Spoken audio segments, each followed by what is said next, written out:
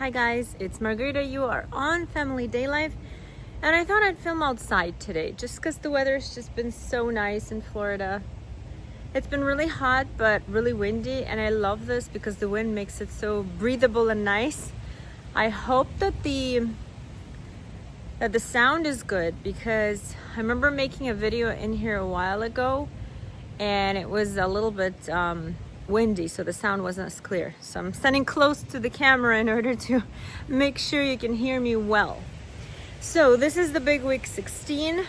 If you are here and you're new on my channel, I am a mother of 4, pregnant with number 5. I'm 40 years old, and I am a full-time mom and a full-time working person, which has been really challenging to mingle all together. Me and my husband own 2 jewelry companies, and so that takes a lot of my time in terms of work as well. I do not have any help. I do everything myself. In fact, we moved here 4 years ago from Canada to Florida, and unfortunately I don't have any relatives here either, so it's been a little challenging the past 4 years, but it's doable. If you put your mind to it, you can do it. I'm a big believer in that. Okay, so 16 weeks. Here we are today, 16 weeks. The first thing I want to talk about is something that happened in the 16 weeks, which is my cold sore, or they also call it angular cheilitis. And I have a great video if you are one of those people that always has cold sores, or you have cold sore right now with angular cheilitis and you want to do it the natural way. I have a great remedy. I have a great video that got, I think, over 30,000 views on it. I'm going to link it right here. It is absolutely awesome. Go and look at it. It is all about cold sore and angular cheilitis. I don't get them often, but once in a blue moon I do. I don't know if this wind is making it hard for you guys to hear it. I hope not. So I do have it here, and it's hard to see because I tend to put a lipstick of red shade when I have the cold sore, because then it's not prominently seen even under makeup. But I did make a video of me coming out of the shower right here, so you can take a look, so you can see the cold sore a little better. So what I use this time, I normally use my remedy that I've been using for years, which is Desitin combo with coconut oil, and like I said, I have a video on that. But this time I decided to use something different, and the reason for that is because I have found one miracle oil which I've used for several things. Like if you have zits or pimples or anything on your face, or your skin, even eczema, I put this oil. I'm gonna show it to you later because I don't have it with me right now, but I put this oil. It is expensive. It is on Amazon, but it's a tiny bit, goes a really long way. Like I have this little bottle for half a year now, and I still have it. So it's just a number of oils all together. There's frankincense, chamomile. I think there's like 9 or 10 of them. They are just a miracle to find for pimples, or you know, those bigger pimples that you know it's coming. Like it hurts a little bit, but I know it's not there yet. And so you put it on, and I swear to you, it's just gone. So the oil penetrates into the skin and just makes it gone. So it's been really amazing. I do urge you, if you have a problematic skin, to get it, because you will find it very useful. And it is natural, which I absolutely love. I love natural products. So I've decided to try that on a cold sore because it's been just so good for me, for my skin, that I decided. And actually it's been a remarkable thing, because I got the cold sore yesterday. So if I got the cold sore yesterday, those of you that have cold sore know that it can progress into this 7-day ordeal, and it's already getting down as if this is like day 4. So for me, that's a big progress. I've been putting that on it all the time, and if I needed to moisturize, I always put coconut oil. So I do think it's a good remedy for you to get. I do have Abriva, which I think is over the counter for cold sores, but I don't find it very helpful unless you have a lot of itching that's happening, you know, itching and like tingling that bothers you. Then I think Abriva is good to put. I have never used Abriva until I think this year, because I've always just gone to Desitin and coconut oil. And so at some point, I think somebody gifted me Abriva, or I got it as a sample or something, and I gave it a try. I don't think Abriva is great for helping it heal. I think it's great for numbing the tingling and itching. Whereas the oil that I showed you right now is actually healing, because if you can see, you know how cold sore has those white things on top? They're almost all gone overnight, which to me is a pretty good miracle. So anyways, check it out if you have cold sore or angular cheilitis. And I read actually that the immune system can be a little bit weird in pregnancy, I guess, because, you know, the baby is sucking out so many minerals and vitamins. So maybe that's why I got it, because I haven't had cold sore in about a year for sure. So this has been interesting that I did get it. So that's one thing. The other thing I want to talk about is another problem that I cured. Sorry, I started off this video with problems. I don't know why. Is the UTI that I have, a mild UTI. Most of you know it's urinary tract infection. And funny story, I went to my appointment to the doctor and they said, no, you don't have anything, you're fine. But I know I've been going to the bathroom more often than I should. You go to the bathroom anyway because you're pregnant. But I've noticed that I go more often. And I only know this because I've had other pregnancies. So for me, it was kind of easy to tell. I don't know if you're like a first-time mom, if you'd be able to tell because you go to the bathroom and that's stated everywhere as normal. But I went like too many times. So I went and said, I think I have it. And the doctor said, I don't think so, because you know how when you come into the doctor's office, at least in here, you pee in the cup and then they check that everything is fine. So everything was fine. So they said, I don't have it. And then they called me back in 2 days because they send it down to the lab for cultures and I have it. So, and I told them I have it. So they asked me if I wanted to send it to the lab. And I said, yeah, I do, because I knew that I have it. So it was just really, really tiny amount. So the strip that they put in doesn't show. My point of this is that if you feel like you have a UTI and it doesn't come up on your visit to the doctor, just ask them to send it to the lab for cultures, because they can do that and the lab is just more accurate. So, you know, if your insurance covers it, why not? So I gave it a try and for sure I have it. They give you antibiotic, which is safe for pregnant women. I'll show it right here. I read a lot about it because I'm not an easy person to take drugs easily, even if it's just Tylenol or just antibiotic. I just don't like it. I'd rather do the natural remedy. But this one, from my research, is really, really common and super great when it comes to pregnancy. So I gave it a try because this thing doesn't go not with natural remedies that easily away. Let's put it that way. It's hard to treat UTI with natural ways. And it's really unpleasant because I used to like not sleep at all at night. I used to go 8 to 9 times to the bathroom and I was like drained by the time it's morning. So the sleeping and going to the bathroom 2-3 times a night is a lot easier than 8-9. So I had to give in to the antibiotics. So that's that. So we got the whole problems of the 16 weeks done with and over with. Let's talk about happy things. I do have really, really tiny movements. So tiny that only I can identify them, because when I went to the doctor, she's like, are you sure? Are you sure you feel anything? Because it's way too early for you to feel anything.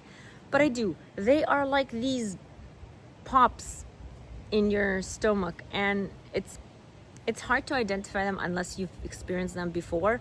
So I'm not even going to tell you. If you're a first-time mom, don't even worry about it. You probably will never understand what it is, because if I hadn't known them previously, I would just think it's some kind of, you know, movement in my intestines or my food or whatever. It's not something you can just pinpoint really easily. So, but I did start to feel them. And so I'm happy because I know what they mean to me.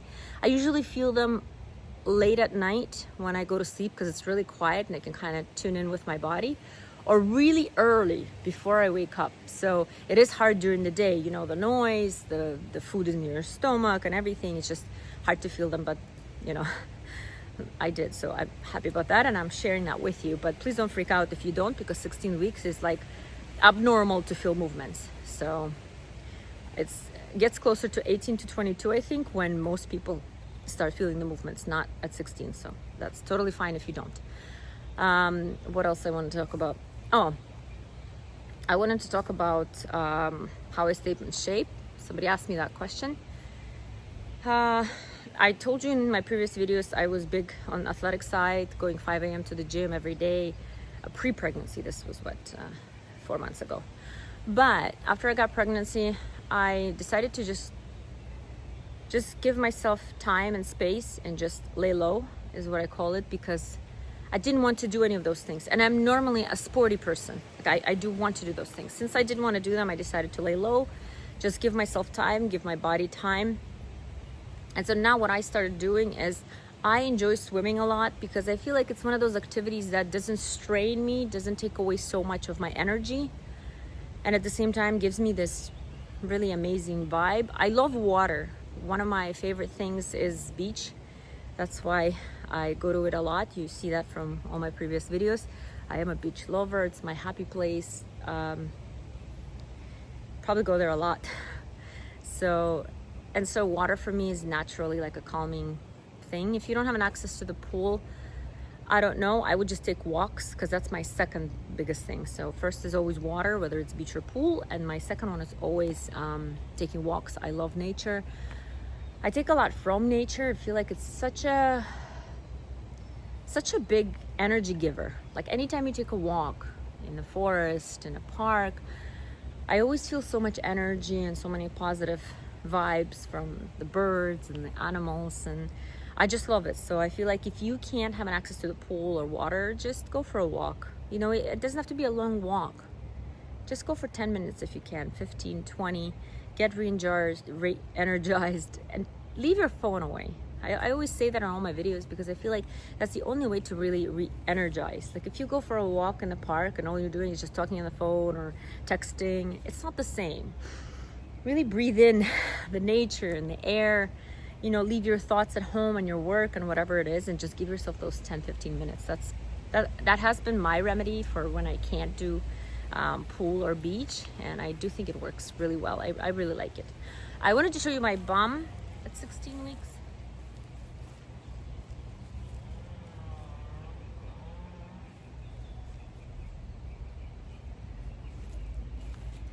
It's a pretty big bum, but I think it's for two reasons. One is because it's a boy, and you know this because of my previous video, we are having a boy. I carry boys really big. Like Martin was huge. He was 10-pound baby, and I was so surprised because Maya, my first one, was so tiny. So I think that I naturally have boys bigger, and I expect this baby to be really big too. I expect it because I know Martin was really big, and I gained a lot of weight with him, and I was big naturally from the start. And I'm big now naturally from the start. I think in the first 4 weeks, I already gained a lot of weight, whereas other people don't even start showing. It's really odd. And so I think it's just me. So if you don't show at 16 weeks, don't freak out. I think it has to do with I am not a first-time mom. I'm having a 5th child. So maybe my body just knows. And 2, I think it's because I'm carrying a boy, because with the girls, I tend to be a lot more petite and not as big. Milana, my 4th one, was the smallest child from them all. She was, I think, like 2.5 kilos. She was tiny, and she was not big, and I was really tiny.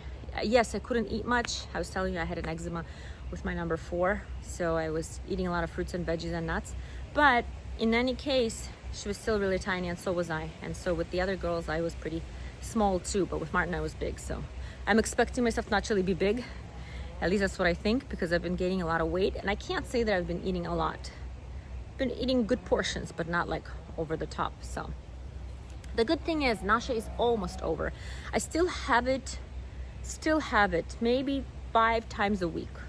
But comparison to every day, and some days the whole day, 5 times a week, I can take, no problem. So that's been really good, because that has really disappointed myself in terms of the time. I couldn't do anything. I couldn't do laundry, couldn't do work. I couldn't do anything because the nausea was there all the time, and it gives you that background of like, you know, just not feeling to do anything. And it was really bothering me because, as you can imagine, 4 kids plus 2 companies to run, I had my hands full. So now I'm back on track. I feel like I have a lot more energy.